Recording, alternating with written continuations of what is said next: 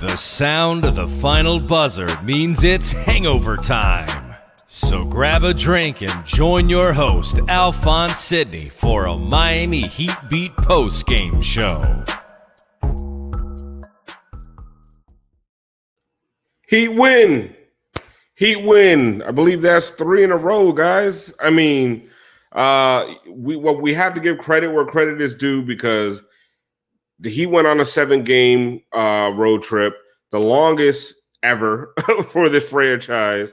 West Coast swing looked brutal, and I think before this happened, before the road trip, we would have said 4-3 was a success. Right now, there was 3 games in the middle that were hard to watch. Some of this game was hard to watch, but for the Heat to go 4-3 on this road trip, I mean, we have to call a spade, call it what it is. This is a successful road trip.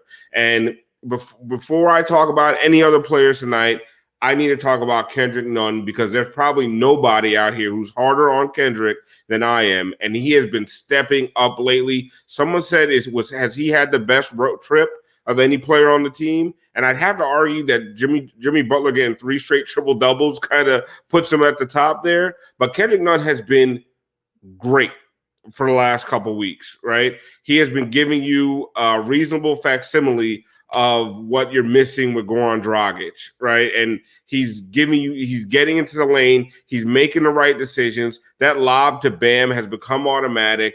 And he's playing within himself. Like Tiffany always says, he's not pressing. He's not rushing. I saw so much patience from him today. Like he's taking what the opponent gives him. And he is just, I mean, he looks like the guy that was, he actually looks better than the guy that was starting for the Heat in the first half of last season. So before we do anything else, we're going to find out what everybody is drinking. Let's go, Brass.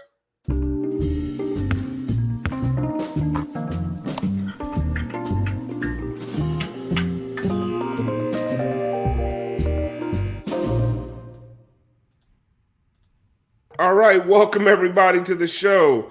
We're going to go around the horn here and see what everybody's drinking. If you're unfamiliar with Hangover Time, we don't care that it's Monday night. We're drinking, okay? It's what the show is based on. We get drunk and we talk Miami Heat basketball. So first, Moose, what are you drinking tonight? Man, we're celebrating. I got my whiskey ginger ale. And one time, not only for a winning West Coast record, which we desperately needed, but let's give it up now that we can finally get some decent sleep again. Drip drop. Bro, nobody is happier about this road trip being over than me and Brass. Oh brutal. My God. I'm so tired. I know Jimmy was tired. Tiffany even called out tonight. What is that noise? I don't know. Did nobody else hear that? It sounded like I heard it. It sounded like a car was starting in Joey's garage.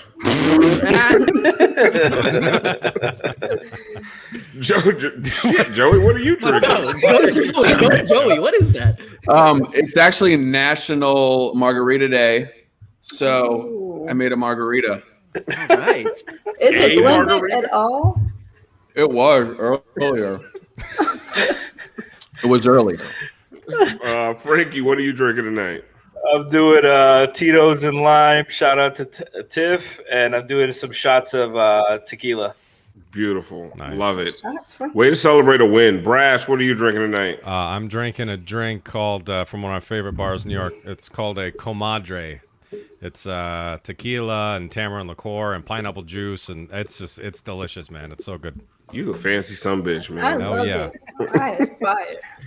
I'm drinking the normal Sprite and vodka, so whatever. Siobhan, what are you drinking tonight?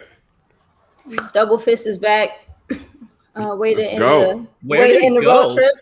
It was away for a couple games. You know, I was disappointed, but it's back. So we got tequila and like a raspberry lemonade, and today we have Gießen Sauvignon Blanc. It's fantastic. Hey, love it. All right, guys. So we are here celebrating a little bit of a win streak, a winning road trip, which a lot of us did not think was going to happen. And we get hit all the time for being super negative on the show. I don't think a lot of things were fixed tonight. But I will say, Moose, that if Kendrick Nunn is going to play this way, it gives you that second option after Jimmy that can handle the ball, get in the paint, distribute, and get points on his own and create for others. First of all, go ahead.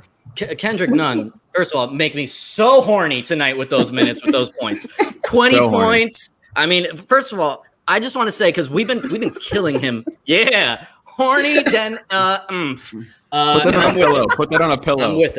I'm with him. Then Listen, we've been on his ass, no pun intended, for all the shit that he's been doing the entire year.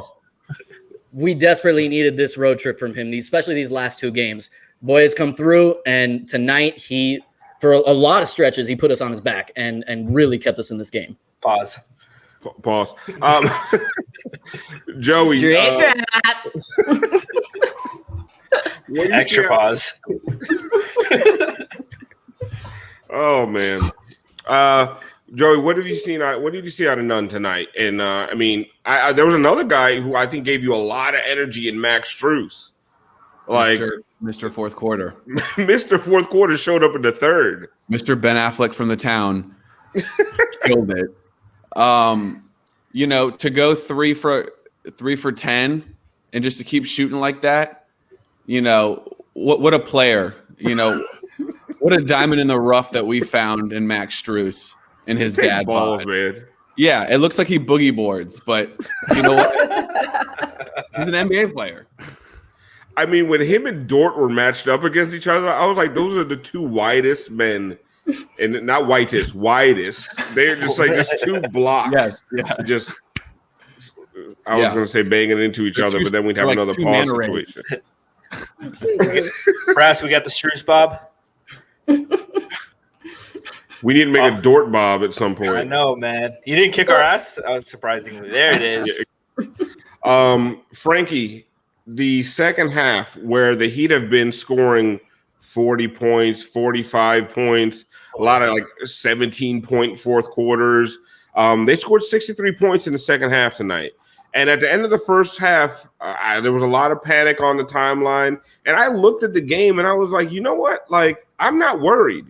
They're getting every shot they want. They're playing really good defense. SGA was just, he was just out of control. Awesome. And sometimes they just literally just watched him do things. And I didn't understand that. But for the most part, the defense was solid and they were getting all their shots. So I was like, listen, at some point, this team's going to have to come out of this funk from 3.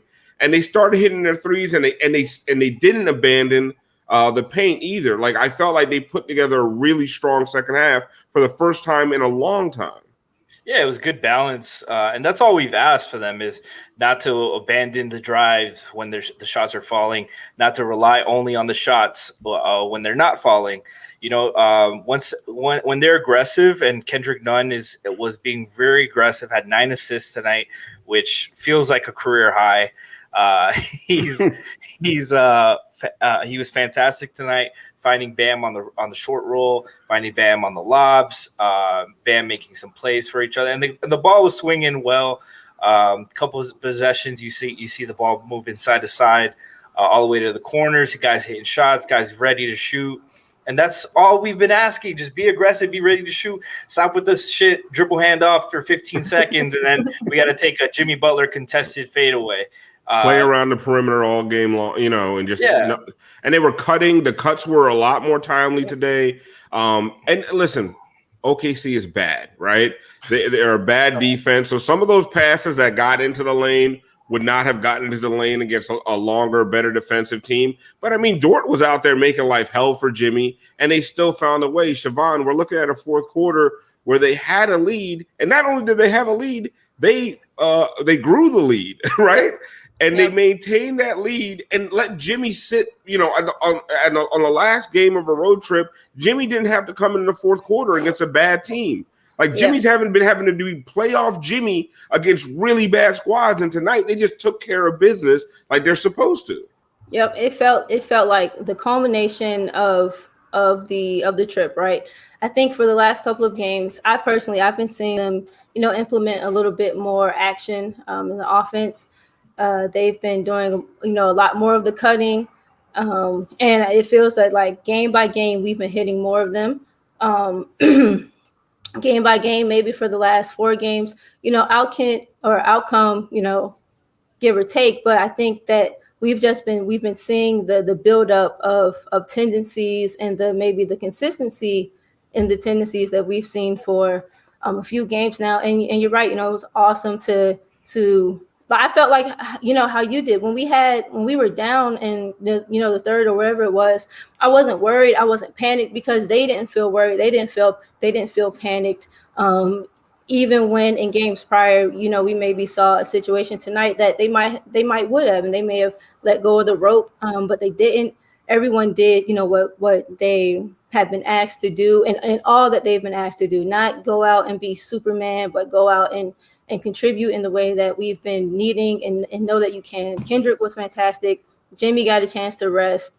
Kenrich, again, is someone I think that, again, has been steadily building over the course of the trip. And so I think 4-3 is a win. I think, we wanted maybe something a little bit different, but considering the way in which it ended and the way it culminated at the end, I think it was a good trip. I think this is the kind of game that you carry on, and I don't totally believe in momentum from game to game, but this is the game where you trusted, like Siobhan was saying, they didn't go away from what was working. They just trusted and entrusted it until it actually started working. It wasn't like you start seeing these games where they just start jacking up threes because the offense isn't working and threes out of rhythm. But you saw, and I think, and I gotta give it to Kenrich because I feel like he is the one that kept settling them down over and over again. Moose, like when things started to feel shaky, Jimmy didn't have a great game tonight. Jimmy looked like he was just trying to get through it. I feel like Kenrich, 29 minutes though. Was that? Jimmy only played 29 minutes, and that's a victory. Perfect. That's great. Fantastic. Yeah, that's what you want. Give Kenrich the 41 and let Jimmy get 29 and rest it. With that. Against a bad team at the end of a long road trip. Especially against a bad team on a West Coast trip, like you're saying. I think the best thing about Nunn tonight, and it's kind of what we've been talking about with, like, at least what I've been saying with why I want a point guard, is you got somebody there that, like you said, Alf, he was stabilizing the offense. He was keeping you afloat. He was running the offense, not turning the ball over, getting some easy buckets, and just kind of letting us catch our second wind to be able to come back and hit him again, So we desperately needed that all 41 minutes tonight. Yeah, at one point they were like, he had 14 points. I swear he had like 25, 26 because he was so, but because, and he was, how sometimes we talk about Nunn's points and we say they're empty because it really does. It feels like he got 17 points and you're like, when? Tonight he had 14 points and I felt every single one of them. It felt like 30 points at least. They were timely. They weren't at the expense of a mistake that he would make before or thereafter. Like he was, especially with Tyler being out, Moose, you're absolutely right. This is something that we definitely, needed from him. I think Kenrich looked good, but I personally really do think Kenrich has been looking like he's been trending up, as it's been said, the last 2 to 3 games, and it was really good to see him put it all together at the end for me. Franky, 9 assists, 0 turnovers for Kenrich. Yeah, like you were talking about the points that he was getting before. A lot of the shots he was taking were shots the defense was like, all right, if he hits it, he hits that. But tonight, in the last couple of games, he's been putting pressure on the defense, making good reads. 9 assists, 0 turnovers, good shot selections, and that's what you need from him. What you need from that spot. That's what you're missing from Goran, a guard who can get into the lane, throw the lob pass, hit the floater, and look for his shot. We have too many guys that can get into the lane and look to kick it back out for a 3 and never look at the rim. We know Kenrich Nunn has never had a problem looking at the rim, for damn sure. Dark Knight Rises. Dark Knight Rises. He rose tonight. One time for Chris Cody. Everybody horny. They say in the YouTube comments that we don't talk about the other team enough, and I want to get Joey's opinion on one of the players, a hairstyle from one of the Thunder players. Yeah, I bet I know which one. Yep. Joe Dirt. That's Dirte.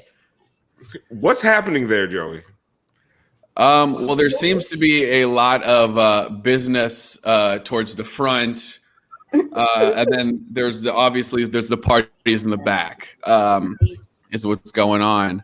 I really don't know who wore it better though. I really don't. I was saying. What's that dude's name? I don't even mullet man. I don't know that guy's name. I had to look his name up. Cancun Ted Cruise down there. Ted Cruz. Ted Cruz. Cancun Cruz. Okay. Cancun Cruise. Yeah. Cancun. Well, I was looking at him, and that guy is a guy. He sells fake jewelry, right? He has one of those trench coats. One of the trench coats. My man, you want a Folex? Yeah, for sure. Like he sells fake purses, fake jewelry. Like he used to sell bootleg CDs. Everything like that's the guy. Truck. Yeah. That's the guy, like when I go in a Dominican barbershop, he's always the one with the empty chair. And I'm like, no, there's a reason your chair is empty. You have a puff in the back. Papi, comi. Yeah, I got you. Yeah, no. Like No, thank you. Yo, Sparrow. I thought this was a Wendy's. But yeah, like, so now you're coming home. We're playing the Raptors on Wednesday night. You look at the standings, man, and I don't want to be standings guy in February, but right now, I mean, the Heat are 10th, and they're half a game out of the 8th seed. They're one game back of the 7th seed. They're 1.5 games back of the 6th seed because Boston keeps losing, Charlotte keeps losing. I mean, the Heat. You're starting to sound like Alf Reynolds right now. So we back. No. Yeah, you guys are being way too negative. This team is a juggernaut. But even as bad as this team is, and we know that they're not great, it looks like they still have a chance to, sneak in at a 5, 6, or 7 seed, just because the whole East is like nobody's gotten their footing yet. Like, I mean, the Celtics look really, really bad, and from one game to the next. Like, Moose, who are you afraid of in the Eastern Conference right now?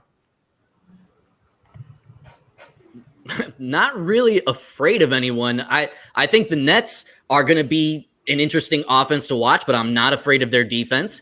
I think Philly is playing really, really well right now, and you got to give them their credit. I mean, I think Daryl Morey did a good job revamping that roster, but I still got Heat in 5. I mean, I don't know. Like, right now, I'm not too concerned, especially if we continue to trend upwards. But there's still a whole second half of the season to go, and things change on a dime. There are teams that play well at the top of the East, but honestly, the team I'm most afraid of is the Heat.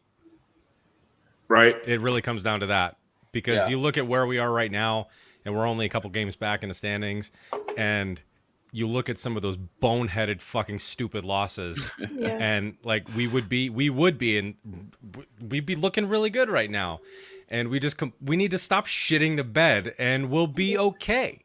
We really, I mean, I still think it is a playoff team. I really do believe that, particularly if they make a move. But I'm with Moose. I think like Brooklyn is obviously going to be the bigger threat. I think we're kind of in Philly's head, which is great. I like that. Yeah, I'm with you on that, Brass. But I'm sorry. Go ahead, Frankie. I was just going to say, I agree with Brass about the Heat being their biggest enemy, but in a sense that they got to take advantage of the bad teams. This kind of reminds me of Wade's last year, where they kept losing fucking games inside the division. And that cost them, and that division was horrible that year. This year, the division's worse. Nobody in the Southeast is in the playoffs right now, and they're 2-3 versus their division. They need to pick that up. That's where they need to gain ground inside the division. I mean, I think we all can find 5 games where they just should not have lost, right? And we're not even talking like iffy. No, we're just like you straight up blew it. Like the Clippers game, the Warriors game. The Hornets. The Hornets for me was oh my! There's so either many of those. the Wizards. Yeah. you're really either of them. You're really going to go back and to look at some of those games when this season's over. But the only thing I can say that this year, outside of maybe the Sixers, every team in the East has those losses. The Sixers too. The Sixers game, the Boston game, like they have literally they could be 20-11 right now if you fix some of those losses, and boom, they're the second seed right there. Like exactly. And I really don't think we at the same time maybe one of the best things to happen that comes out of all the losses and the bad start to the season is that a lot of these warts have been exposed. That if they were 20-11, we'd be singing their praises and ignoring the fact that there's a lot of holes on this team. So it may be, hopefully they do pick it up. There's an upward trend, but hopefully it also they look at that roster and say there needs to be improvements and a few small tweaks here and there. And this team is once again one of the best teams in the East. We're at the 20-minute mark. We're going to start taking your questions, but before we do, we're introducing a new segment because my man in the bottom corner, Joey Houshour, is actually a certified stand-up comedian, right? And we were thinking this show just does not have enough levity. It's way too serious all the time. We don't joke. We don't laugh. It's way too serious sports talk, Hammer and Hank Goldberg radio. So we decided to give Joey his time to shine. Hit it, Brass.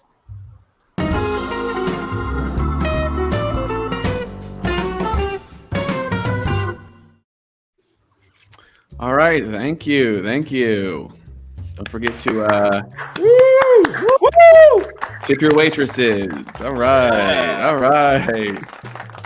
The Miami Heat won this game, so I can't use my first joke. I like how productive the young guys have been. Just goes to show that age is just a number. Don't believe me? Ask Karl Malone. Oh.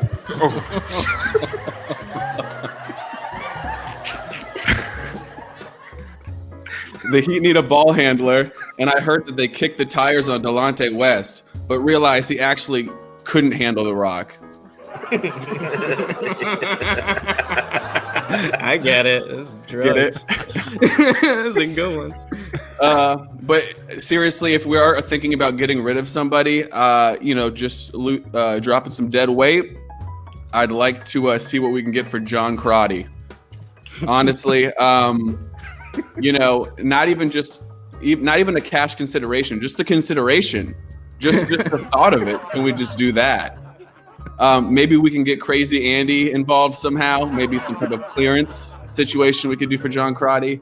The guy has the face of a forefather and the personality of a sliding glass door. I mean, he is the worst.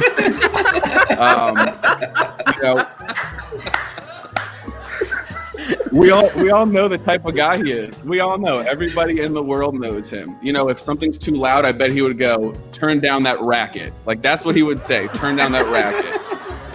He would call you sport, Sport. And that's all I got. That is my time today. Woo! Woo!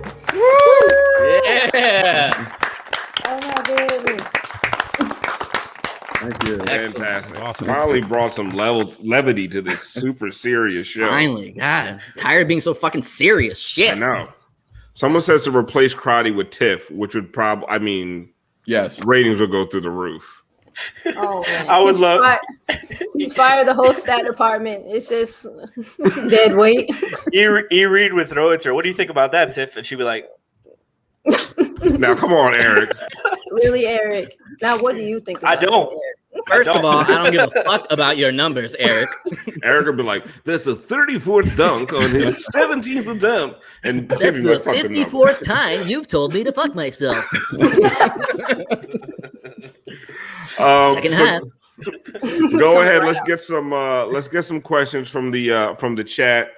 Like I said, you guys, we've had a lot of complaints about this team, but who we haven't talked about at all? The leading scorer for the team tonight looks like Duncan Robinson has figured something out, or am I jumping the gun? Do I need to wait for 2 or 3 games in a row where his shot is consistent?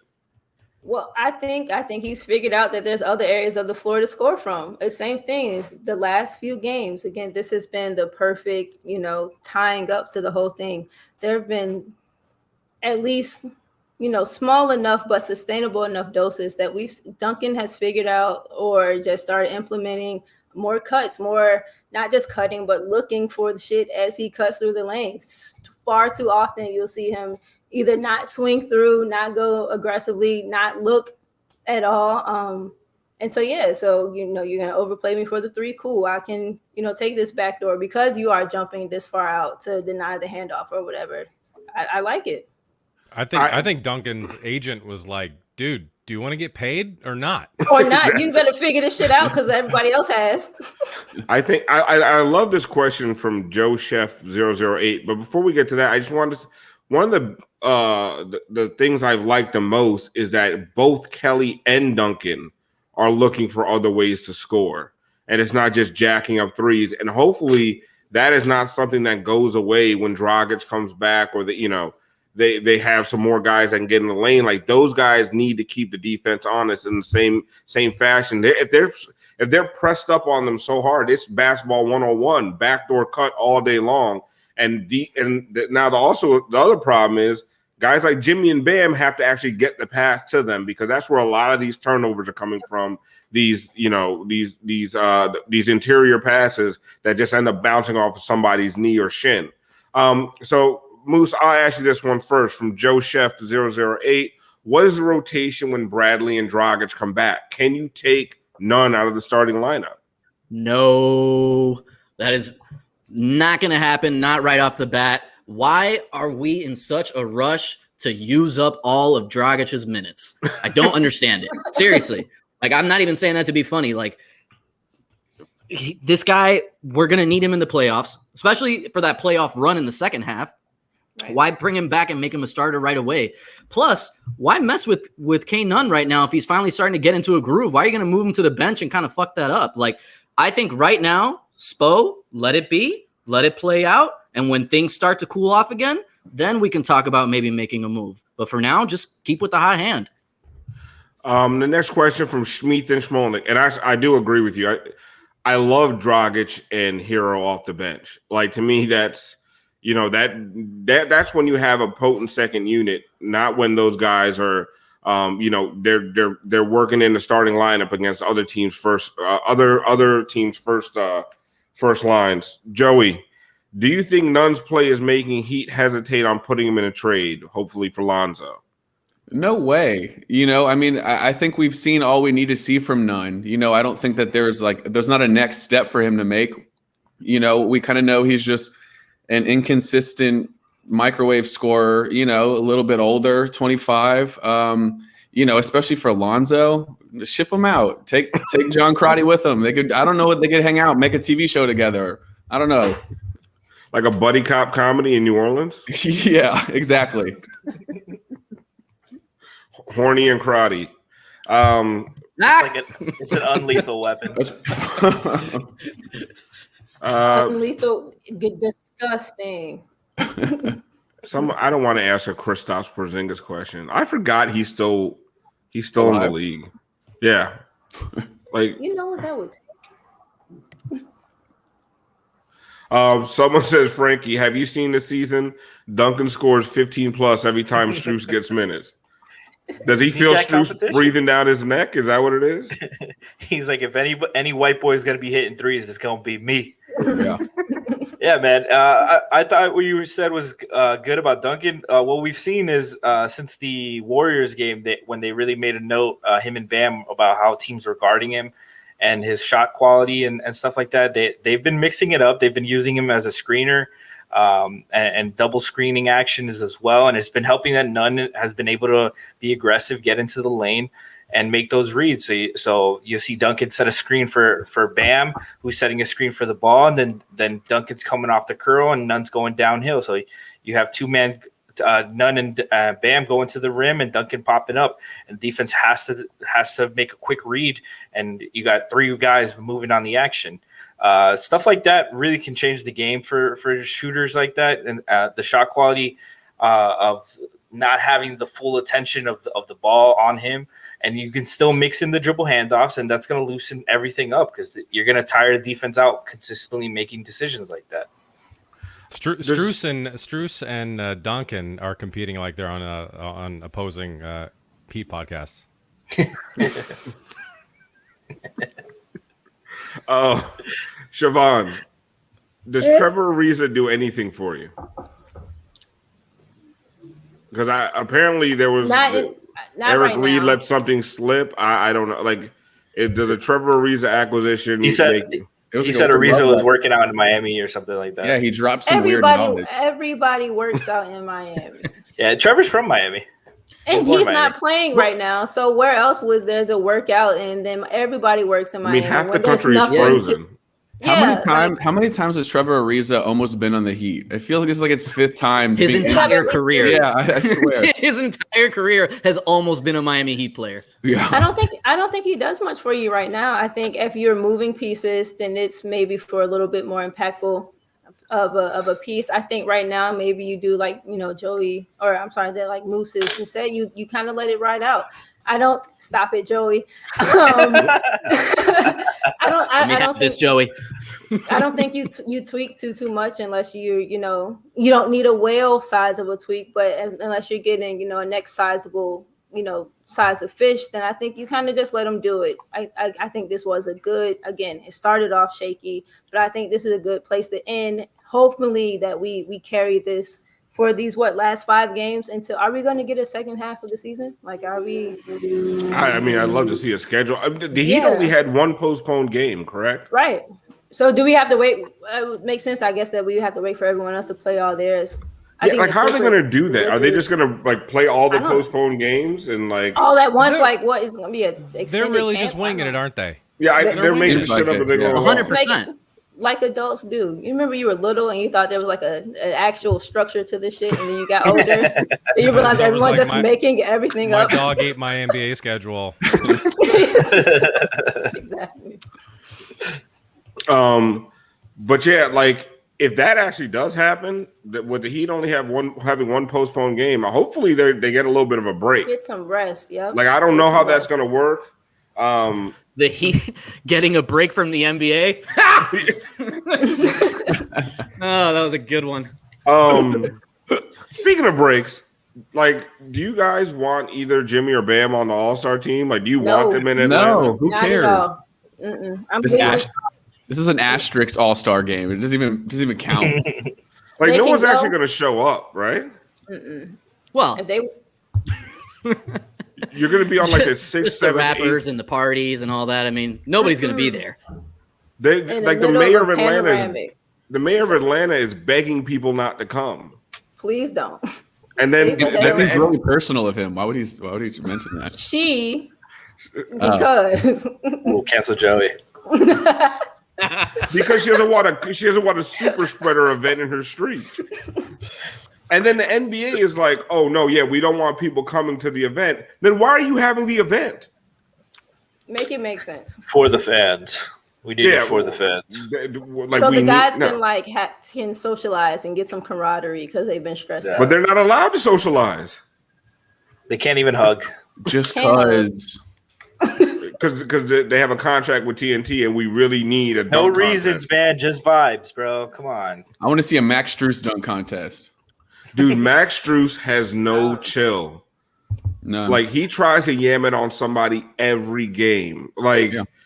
And I mean, he probably thinks that every game might be his last actual NBA game. So let me try and get a Sports Center top 10 highlight. I gotta put this shit on the table. Exactly. But it's wild for me. He can come in a game and in 3 minutes get 14 shots up. And Mo Harkless hasn't shot 14 shots all season. He took the third most shots today. Know your personnel. Now that's just rude. Mo ain't did nothing to nobody. No, Mo ain't did nothing though. The team is on the uptick, and Mo out here catching straight. Casey Okpala hasn't shot 14 shots the whole season. Son, it was. I was looking at the clock, and it was 4:15, and then there was KZ. And then I looked back and it was like 3:30, and then there was no KZ. I was like, what? How did he get pulled so quick? There was a mirage. It was a mirage of KZ. Oh he got blown by twice. I feel like Spoke grabs KZ, like calls somebody, points to the bench, and said, "Go, get in for this guy." And then he looks and goes, "What the fuck is KZ doing on the floor?" Oh shit! I pointed at the wrong guy. Accident. It was by accident. He's like, "No, I meant Jimmy, get back in there." Chris Quinn, you got one fucking job. Don't let him get out there. Chris Silva, God damn it, I meant you. Shit. He was a -6 in 2 minutes, which is just glorious. And then Gabe Vincent was a -14 in 7 minutes. I didn't even notice that. Holy shit! God, like Gabe is on his last legs at this point in the rotation. he really Literally. Like you saw a few times today, like where he's trying to body up SGA, and he's so small. Like he's got to be. If he's 6 foot, I'll be surprised. And he's not quick. He's No. very slow. So it doesn't help either way. It's like, what do you do well, Gabe Vincent? Yeah. Like he can't shoot. I mean, He shot well on every level, but in the NBA. Because he's small. This wasn't a good matchup for him, though. I will say that. I think he has some value of just maybe somewhere else. I don't think this was a good matchup. Until Isaiah Thomas somewhere else comes on back, another there's team. no. But I agree. But yeah, he's shooting 88% from the line. So the shot, it's not like the shot form isn't there, but he's shooting 23% from three. The layup line. That's not his thing. Everybody's not shooting threes. Shouldn't be. Gabe is only shooting threes. But could you imagine when those minutes are back in the hands of Goran and Tyler and Avery Bradley?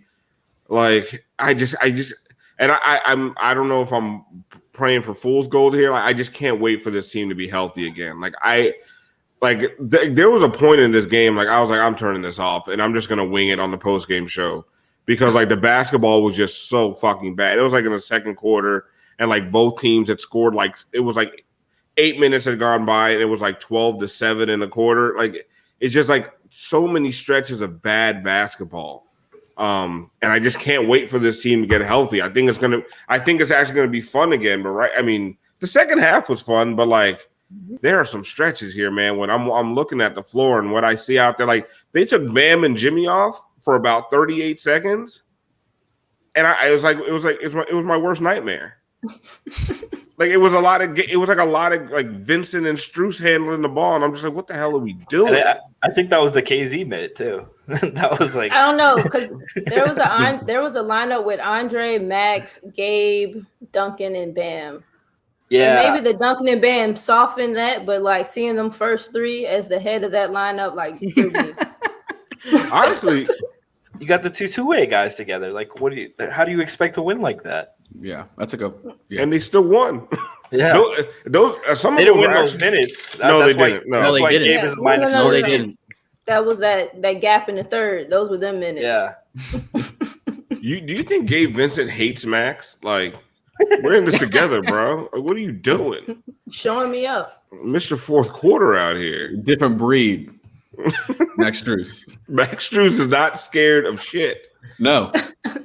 Bro, if I just wish Duncan shoots, but I wish some of the other guys on the team had Strus's aggressiveness. Yeah. Damn. Like my God, he's not open and he's chucking. He's like, oh, the ball's in my hand. I'm shooting. He had that one drive today that I thought was going to be a disaster.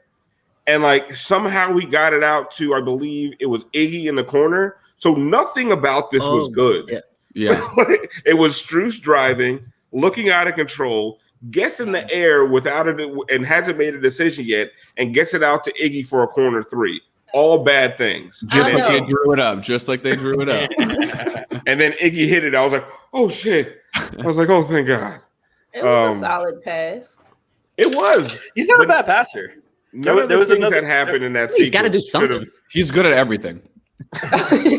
No, but there's like you can tell like Strus knows how to pass because his placement on his passes are good. There was one another time he drove under the basket and threw a one-handed pass on the weak side to Andre right in the shooter's pocket. Andre swung it to Nunn for three, and like lot of guys can't make that a one-handed pass on the money like that in movement. Before we get out of here, guys, we just want to let you guys know about our Patreon. Why do I say that wrong every single time? You said it right the first time. Patreon. Okay, good. So go to patreon.com/Miami Heat Beat. It's the only place that we don't use MIA Heat Beat, whatever. And I know that was Gianni's fault. But go to patreon.com/Miami Heat Beat. We have 4 different tiers. Apparently the other night, I didn't get on. I'm going to get on the next one. We had a watch party for the first half of the game, and everybody had a fantastic time. We stayed on the whole game. I'm on the next watch party. So Siobhan and I will be there for the next one.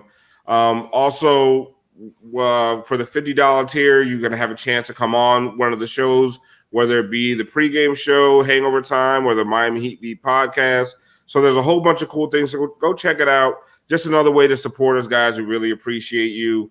You guys have stuck with us during this whole road trip. Like every night I tell Siobhan, nobody's showing up to this shit. It's at 1:00 in the morning. And you guys every night, y'all just keep proving him wrong. Y'all proved him wrong on Super Bowl Sunday night. Y'all proved him wrong on like 2-hour drip drop night. So I appreciate y'all because y'all just keep proving us wrong. And we really do appreciate your support. We've had a lot of subs tonight. I want to call some of these out. Eric the Great 539 subscribed for 5 months at tier 1. Hey, Cal AU subscribed to Prime. Curtis Hero gave out 3. Man, we got there's a Wade 3 Flash gave out a few. Shaq's Food. Yeah, I saw him give a couple tier 1s. So honestly, shout out to y'all. You guys are the best. Really, thank you so much for all your One time support. for all the subs. Drip drop. One time for the chat. Not to mention, you guys give us a shit ton of content, especially during this road trip when I'm flailing at the end. I know, we're dying, dragging and shit. Shout out to King Gibson in the chat. Happy birthday, kid. King Gibson, happy birthday. Gibson. Happy birthday to Alex Toledo, Miami Beat vet. Happy baby. Kylie Wang from the other network that shall not be named. Just joking. 5 Reasons. It's also my cousin's birthday. Shout out Gerald. Shout out Gerald. Hopefully, Spo gave Troppy Blanket a break today. They didn't have to hold him accountable. Somebody has to. Yeah, man. I think Kylie was covering the game instead of Alex. Did she hold him accountable? Oh, Alex got a day off. Look at that. He didn't even get Christmas off. He was tight. Remember, he was tight because we took the night off. Yeah, we're like, we're not doing Hangover Time on Christmas. He's like, I got to go to the game. Yeah, he's like, I'm going to the game. What the fuck? No food, no drink. Christmas Day. Who's the next game? I'm curious. Who's the next game? Is it? We're home against the Raptors. Toronto?